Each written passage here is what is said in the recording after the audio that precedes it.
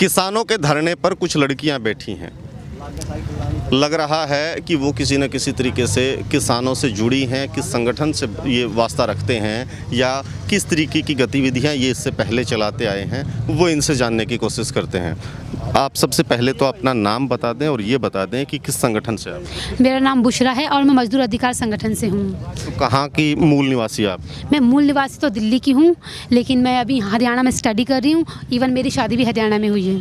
अच्छा, तो ये जो आंदोलन है किसानों का, मज़दूर और किसान, हालांकि वो दोनों एक दूसरे से जुड़े हुए पहलू हैं, लेकिन जिस वर्ग से आप आते हैं, इंडस्ट्रीज से आप जुड़े हैं, तो आपको क्यों लगा कि किसानों के इस संघर्ष में साथ देना चाहिए अपना काम छोड़कर? बिल्कुल, मुझे इसलिए लगा क्योंकि जो ये ब्लैक लॉज लाया गया है किसानों के लिए, सिर्फ इससे किसान ही परेशान नहीं है, इससे हर एक तबका जो भी किसानों की सब्जियां फल सभी खाते हैं। कोई ऐसा इंसान नहीं होगा जो अनाज से बिल्कुल अनछुआ हो, ऐसा कोई नहीं। हर एक मजदूर, किसान, शहरी आबादी, स्टूडेंट, हर एक बंदा इससे प्रभावित होने वाला है। इसलिए हम इस मूवमेंट के अंदर जुड़े हैं। क्या लगता है इस कानूनों में गलत क्या है? इस कानून में अगर हम पहले ही पढ़ें तो इसमें जो मिनिमम सपोर्टिंग प्राइस का जो मुद्दा आया है वो ख़त्म करने की बात की जा रही है। मतलब सरकार किस तरीके से अपना हाथ खींचना चाहती है। अपना हाथ खींचकर सरकार जो किसानों की खेती है उसको प्राइवेट करने की कोशिश कर रही है। इवन प्राइवेट कोशिश नहीं कर रही, कर चुकी है। और साथ में ये जो इसका जो मुनाफा है वो बाहर की जो कंपनीज़ हैं, जो बाहर की कंपनीज़ हैं, अमेरिका, जापान, जर्मनी के जो दलाल इनके साथ जो काम कर रहे हैं, देश के दलाल टाटा, बिरला, अंबानी, उनके थ्रू कैसे हमारे देश को दोबारा से गुलाम बनाने की कोशिश कर रही है। अब हमारा किसान ही सिर्फ बचा था, उसको भी किस तरीके से दिहाड़ी में लाने की कोशिश कर रही है। उसका पूरा प्रोपेगेंडा चल रहा है, किस तरीके से अपने हाथ हर एक जगह से खींच ले जाए, चाहे वो किसान ही हो, उसमें राशन कार्ड हो, राशन से अपना हाथ खींचना चाहती है, सरकारी मंडियों से अपना हाथ खींचना चाहती है, हर चीज़ प्राइवेट करने की उसकी पूरी की पूरी साजिश चल रही है। सिर्फ किसानी ही नहीं, आप पीछे देख लीजिए, बच्चों के स्कूल से देख लीजिए, सरकारी स्कूलों को बंद करने की पूरी कोशिश की जा रही है। हरियाणा के अंदर 100-150 सारा स्कूल बंद कर दिए हैं सरकारी। आप देखिए, प्राइवेट कॉलेजों को बंद किया जाए, सरकारी कॉलेजों को बंद किया जाए, प्राइवेट कॉलेज खोले जा रहे हैं। सरकारी हॉस्पिटल में फैसिलिटी नहीं दे रहे, आप प्राइवेट हॉस्पिटल में फैसिलिटी दे रहे हो, तो हर चीज़ को आप प्राइवेट कर रहे हो। मतलब सिंपल सी बात है, आप अमीरों के लिए कुछ अलग कर रहे हो, गरीबों को हर चीज़ छीनने की कोशिश कर रहे हो। जिसके पास पैसा है वो हर चीज़ एक्सेस कर सकता है, हर चीज़ पर उसकी पहुँच होगी। अब गरीब के पास कोई पहुँच नहीं होगी, गरीब लगातार मर रहा है। पीछे लॉकडाउन में देख लीजिए किस तरीके से मजदूर किस तरीके से मरा है, खाने के लिए तड़पा है, खाने के लिए आधार कार्ड मैंडेट बिल्कुल कंपलसरी कर दिया उन्होंने। खाने के लिए भाई कौन आधार कार्ड कंपलसरी करता है? महंगाई देख लीजिए, आज क्या है, आलू 50 रुपये किलो हो गया। दिल्ली से आकर के सोनीपत में आप नौकरी करते हैं, इंडस्ट्रियल हब है, चारों तरफ देखेंगे तो फैक्ट्रियां हैं, और मजदूरों को लेकर के जो संगठन आपने बनाया है, कितने मजदूर इसमें जुड़े हैं? इसमें मजदूर तो अगर आप सिर्फ इस एरिया की बात करें, 1.5 लाख मजदूर इस एरिया के अंदर है। आज सुबह की क्योंकि विश्वव्यापी हड़ताल की कॉल थी हमारे किसान भाइयों की तरफ से, तो हम लोगों ने फैक्ट्रियों में जाने से मना कर दिया कि कोई भी फैक्ट्री में नहीं जाएगा। आपके आने से 2 घंटे पहले पूरे मजदूर यहाँ पे आए हैं। उन्होंने सोच रहे थे हम लोग किसानों के साथ बिल्कुल लड़ेंगे, आर पार की लड़ाई लड़ेंगे भाई, घर वापस नहीं जाएंगे, या तो हम ये बिल रद्द करा के जाएंगे या हम लोग यहीं डटे रहेंगे। ये हमने बिल्कुल सोच लिया है। चाहे हमारे नेता चाहे पीछे हटने की बात ना कर रहे, वो संशोधन करने की बात करें, अमेंडमेंट कहना कि हम अमेंडमेंट कर देंगे, कुछ थोड़ी बहुत मांगे मान लेंगे, इनको बहला फुसला लेंगे, लेकिन भाई हम लोग बहला फुसलाने में नहीं आएंगे। बहुत अंग्रेज़ों ने बहला फुसला लिया, गोरों अंग्रेज़ों से, अब काले अंग्रेज़ों से हमें संभल के रहने की ज़रूरत है, बहुत संभल के रहने की ज़रूरत है। हम लोग बिल्कुल भी पीछे हटने के लिए तैयार नहीं है, हम लोग डट के यहाँ पे खड़े हुए रहेंगे। जिस कंपनी में आप काम करते हैं वो कंपनी क्या बनाती है? हमारी जो कंपनी क्यो लाइफ प्राइवेट लिमिटेड कंपनी है, वो बाहर की कंपनी के लिए मास्क बनाती है, ऑस्ट्रेलिया के लिए, अमेरिका के, जापान के लिए। हमारी कंपनी का जो एक मास्क है वो 250 रुपये का है। हम इतने लोग यहाँ पे कंपनी में काम करते हैं, सारे मास्क बाहर जाते हैं। हमारी कंपनी के अंदर सारी मशीनें चाइना की हैं।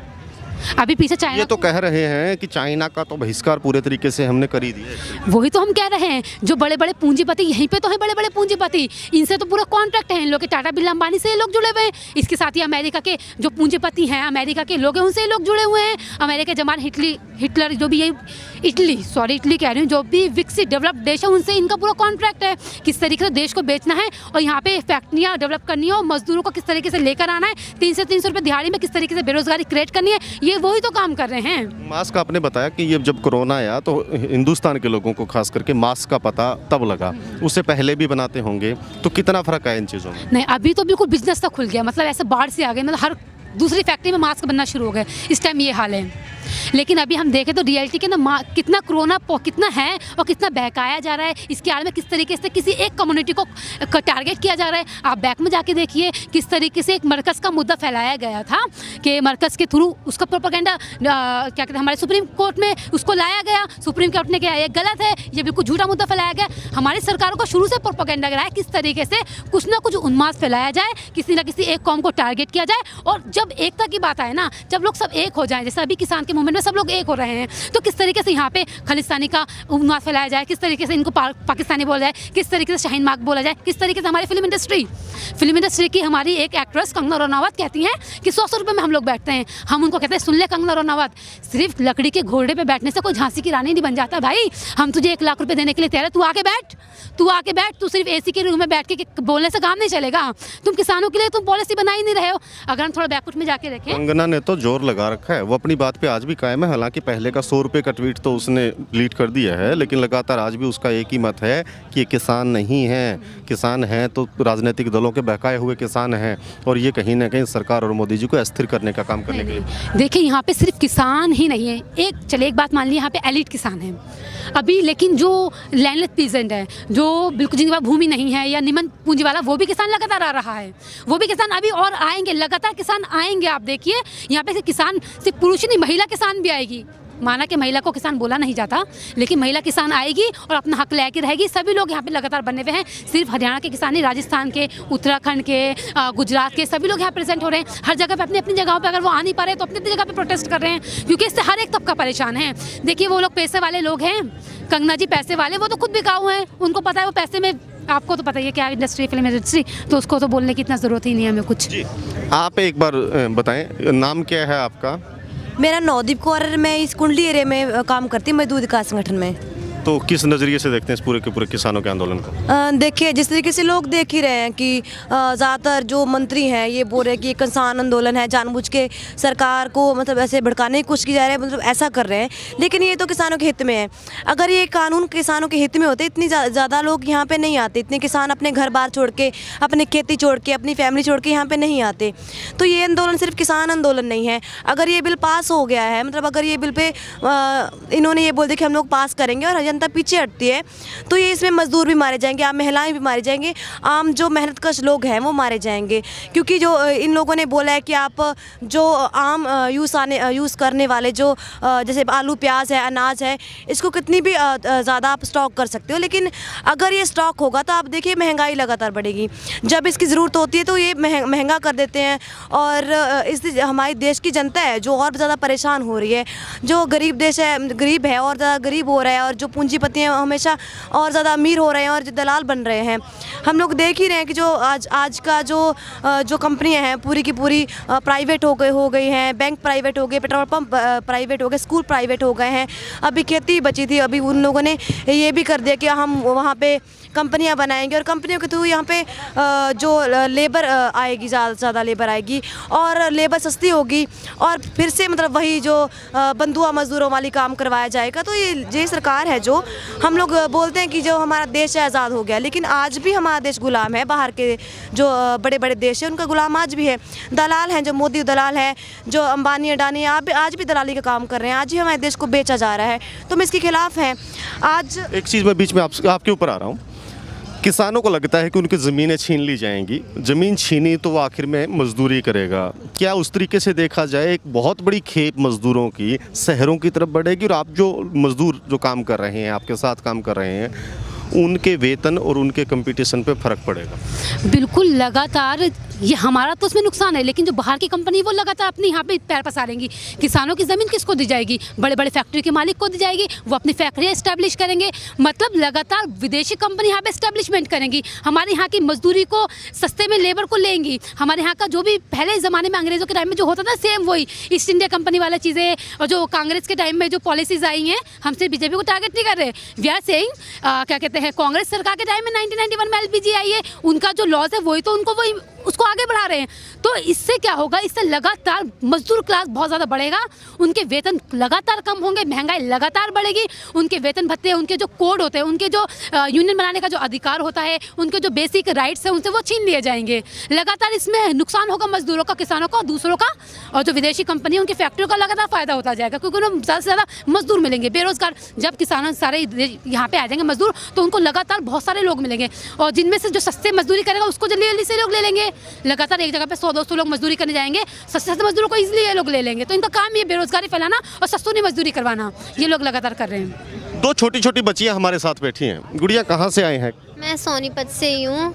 नाम क्या है आपका? मेरा नाम प्रिंसी है।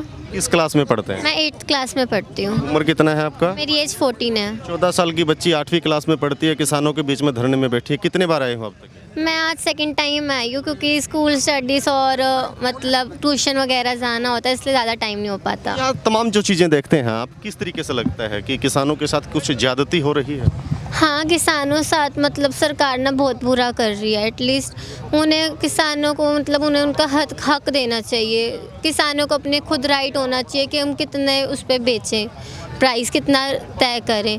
बट गवर्नमेंट ऐसा नहीं कर रही, गवर्नमेंट बहुत बुरा कर रही है उस फार्मर्स के साथ। इससे पहले मोदी जी के बारे में आपके विचार क्या थे? अच्छा आदमी मानते थे कि पहले से लगता था नहीं ये आदमी अच्छा तो कम से कम नहीं हो सकता? नहीं, मतलब मोदी ठीक था, बट जो उसका नेचर वगैरह था, मतलब वो हमेशा बिका हुआ, मतलब ऐसे ही था।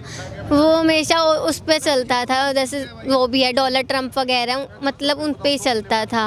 मतलब उसका हम कह नहीं सकते, वो बस बीजेपी सरकार पे जो भी है मतलब अपने फ़ायदे के लिए सोचता, औरों के फ़ायदे के लिए कुछ नहीं सोचता। ये जो 3 कानून हैं जिस पे किसान बैठे हैं, जिनके बीच में आप भी बैठे हो, कितना समझते हैं उनको? कुछ जानकारी है कि सच में ही है क्या मामला?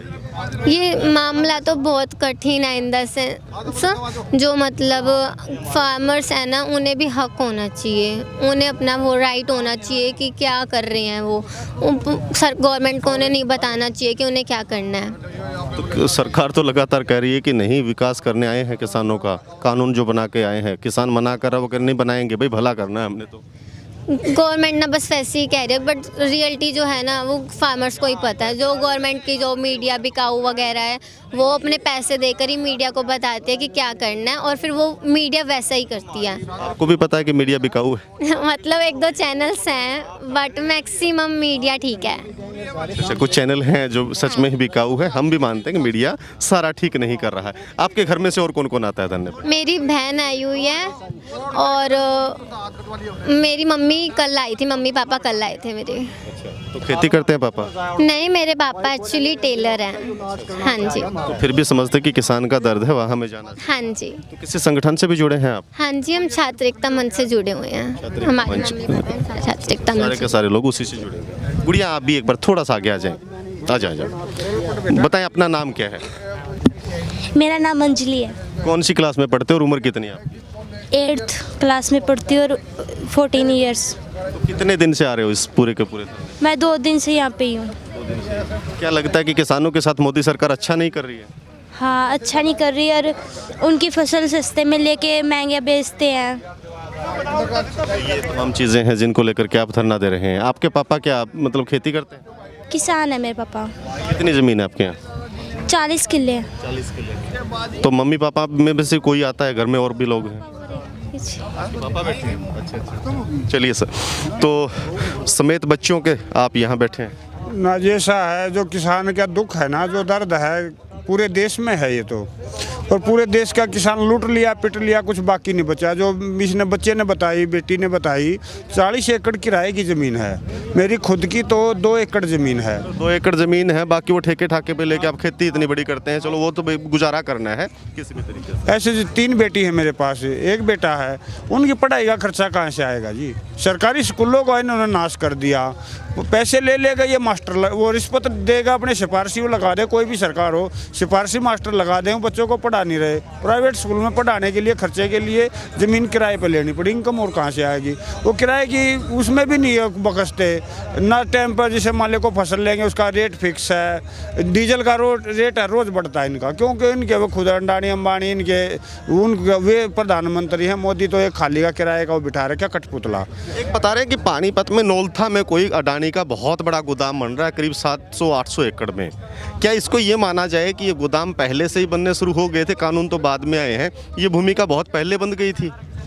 ऐसा है जी, जो पहली सरकारें आई उनमें किसान को दो जूत मारे जाते थे, 2 कोड़े मारे जाते थे। अब की जो सरकार आई है ये 10-20 मारने को लिए तैयार हैं, 10-20 मार भी रहे हैं।